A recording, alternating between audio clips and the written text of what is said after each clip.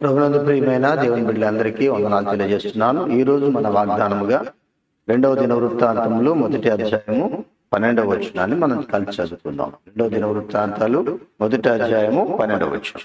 కాబట్టి జ్ఞానమును తెలివియు నీకు ఇయ్యబడును, నీకన్నా ముందుగానున్న రాజులకైనను నీ తర్వాత వచ్చు రాజులకైనను కలుగని ఐశ్వర్యమును సొమ్మును ఘనతను నీకు ఇచ్చేదను అని చెప్పాను.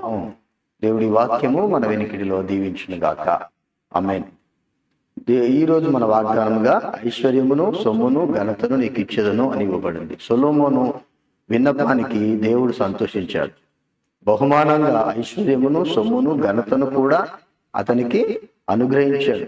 ఈనాటికి సొలొమోను పేరు జ్ఞాన సంపదలకు ఒక పర్యాయ పదముగా నిలిచిపోయింది. ఎందుకంటే సొలొమోను చేసిన ప్రార్థనకు ప్రతిఫలం దేవుడిచ్చాడు. ఇక్కడ మంచి మాట ఉంటుంది, చూద్దాం ఒకసారి. ఆయన చేసిన ప్రార్థన ఏమైందో 7వ వచనం నుంచి మనకు కనబడుతుంది. ఇదే 1వ అధ్యాయంలో. ఆ రాత్రి అందు దేవుడు సొలొమోనుకు ప్రత్యక్షమై, నేను నీకు ఏమి ఇవ్వకూడదునో దాన్ని అడుగుమని సెలవీయగా, సొలొమోను దేవునితో ఇలాగ మనవి చేసింది, నీవు నా తండ్రి అయిన దావీదు ఎడల బహుగా కృప చూపి అతని స్థానమందు నన్ను రాజుగా నియమించి ఉన్నావు గనుక, దేవా యెహోవా, నీవు నా తండ్రి అయిన దావీదులకు చేసిన వాగ్దానం స్థిరపరచుము. నేల ధూళి అంత విస్తారమైన జనుల మీద నీవు నన్ను రాజుగా నియమించి ఉన్నావు. ఈ నీ గొప్ప జనములకు న్యాయం తీర్చా శక్తి గలవాడెవడు? నేను ఈ జనుల మధ్య ఉండి కార్యమును చక్కపెట్టున్నట్టు తగిన జ్ఞానమును తెలివిని నాకు దయచేయము. దేవుని దర్శనమిచ్చి కోరుకోమని అన్నటువంటి పరిస్థితుల్లో ఇటువంటి ప్రజలను, ధూళి అంత జనం ఎక్కువగా ఉన్న ఈ జనాల్ని ఏలటానికి కావాల్సిన జ్ఞానం తెలియమంటాడు. నిజంగా దేవుని సందులో ప్రార్థించి అడిగినటువంటి ఆ విన్నపం ఎంత గొప్పదో చూడండి. కాబట్టి ఆయన ఐశ్వర్యాన్ని కానీ ధనధాన్యాలు కానీ పేరు ప్రఖ్యాతులు కానీ లేకపోతే హింసను కూడా కోరుకోలే. తనకి ఇవ్వబడిన బాధ్యతను నెరవేర్చడానికి కావాల్సిన జ్ఞానం కోరుకున్నాడు. చూడండి, 1వ దినవృత్తాంతాలు 29:25 ఒక మాట ఉంటుంది. 29:25. 1వ దినవృత్తాంతాలు 29:25. యెహోవా సొలొమోను ఇశ్రాయేలు అందరి ఎదుటను బహుగా ఘనపరిచి అతనికి ముందుగా ఇశ్రాయేలును ఏలిన ఏ రాజులకైనను కలుగని రాజ్య ప్రభావమును అతనికి అనుగ్రహించెను.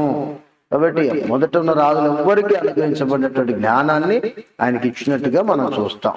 అలాగే 2వ దినవృత్తాంతాలు 9వ అధ్యాయము 22వ వచనం. 9వ అధ్యాయము 22వ రాజైన సొలొమోను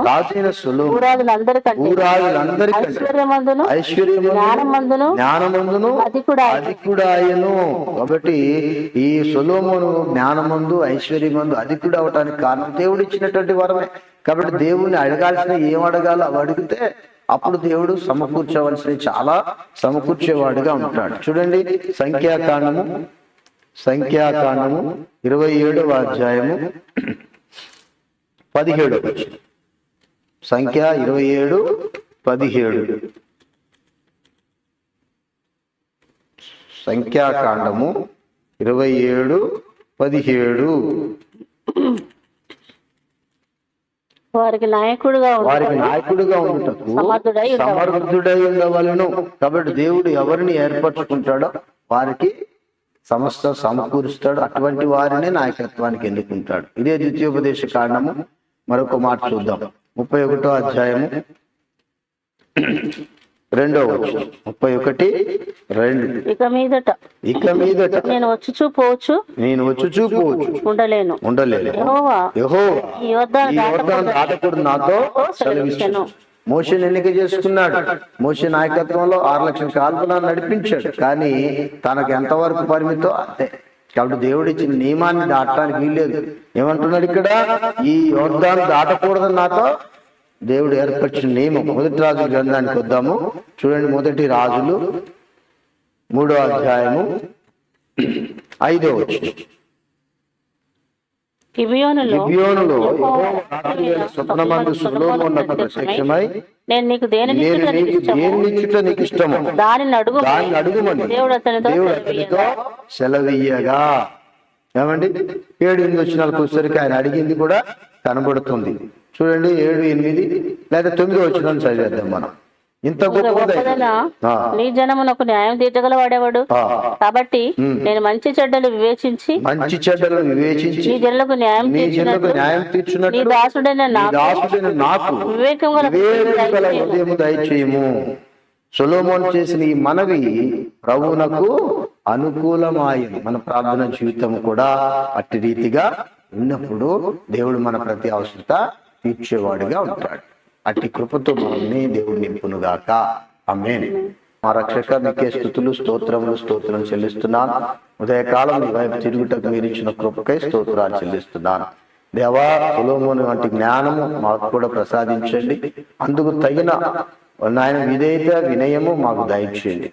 నాయన అధికమైన కోరికలు కోరక నీ సన్నిధిలో మేము ఏ రీతిగా ఎదగవలనో, ఫలించవలనో, వాడబడవలనో, ఉపయోగపడవలనో ఆ రీతిగా మేము ముందుకు సాగులాగున అట్టి ప్రార్థనా జీవితాన్ని మాకు అందరికీ ప్రసాదించుమని యేసు పరిశుద్ధ నామమున వేడుకొంచున్నాను తండ్రి. ఆమేన్. ఆమేన్.